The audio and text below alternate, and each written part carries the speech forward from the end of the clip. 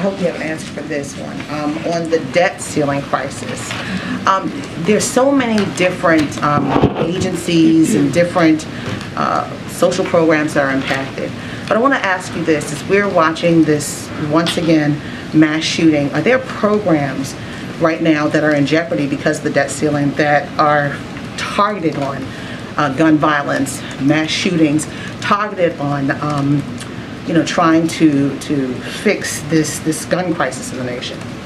Look, to your first question, one of the things that we have called out is Republicans threatening to default, to force cuts on Social Security, to force cuts on Medicare, and that is indeed programs that could be at risk, which is why we continue to call this out, which is why we have said we should not be using this as a political football, which is why we have said that since 1960, 78 times, this has been done in a bipartisan way. And it is the basic responsibility of Congress to deal with this issue, because there are programs that are incredibly important to the American people that would be in jeopardy if this is allowed. There's a couple of validators that I just want to read out. The federal government will be taking huge action this week as the United States nears a default, and millions of Americans may see immediate changes to their taxes and refund checks.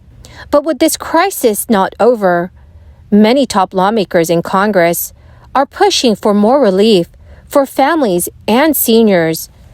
So friends, please make sure that you watch until the end of this video. Also, I will be giving away 2 Walmart gift cards this Friday.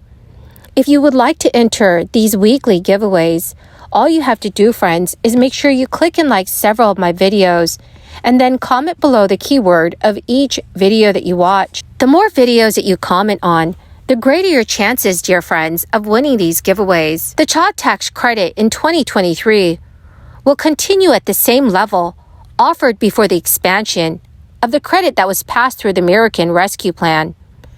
The amount of the credit is smaller and eligibility is more restricted than it was in 2021. Because of the rules that was established through the 2017 Tax Cuts and Jobs Act, these changes will be in effect through the 2025 fiscal year. If Congress does not modify the credit before then, in 2021, the American Rescue Plan made big changes to the credit for 1 year that helped millions of American families by allowing them to receive half of the value of the credit over 6 months, rather than as a bulk sum when they file their taxes.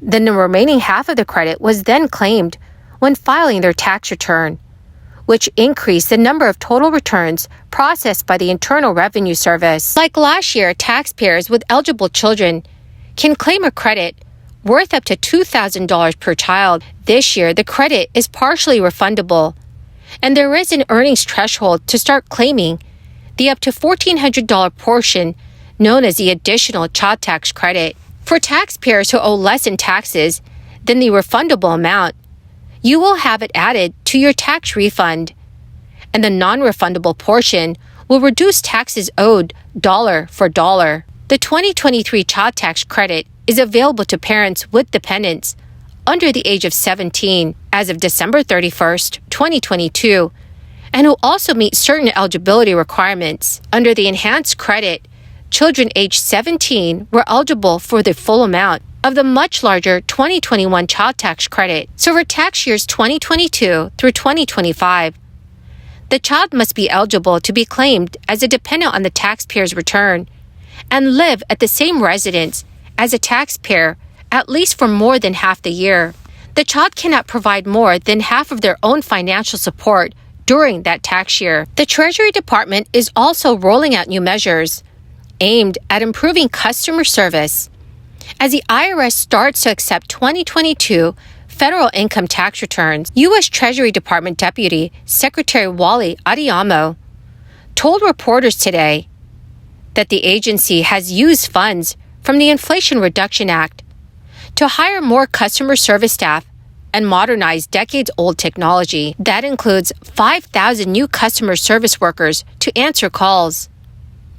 Just 13% of 173 million calls to the IRS were fielded by live agents last year, and 8% of calls were answered with automated assistance. A Treasury Department official said, "The new hires mean that the IRS has a historic number of workers ready to answer the phones this tax season, with the goal of reducing average wait times from 30 minutes to 15 minutes. Adeyemo told reporters that these workers will be trained and in a place by President's Day weekend in late February. The Internal Revenue Service also beefed up staffing at taxpayer assistance centers across the nation with 700 new hires.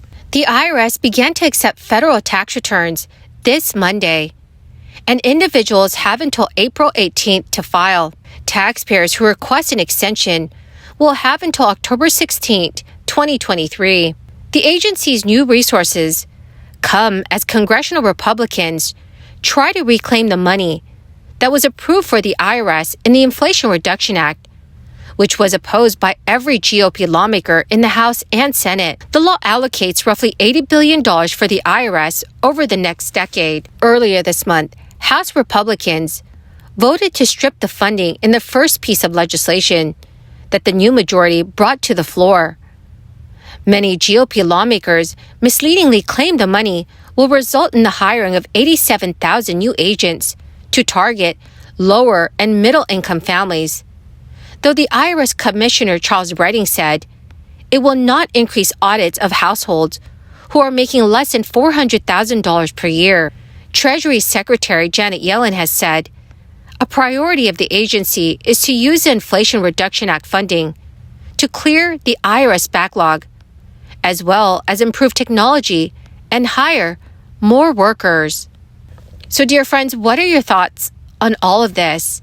Please let me know your thoughts in the comment section below.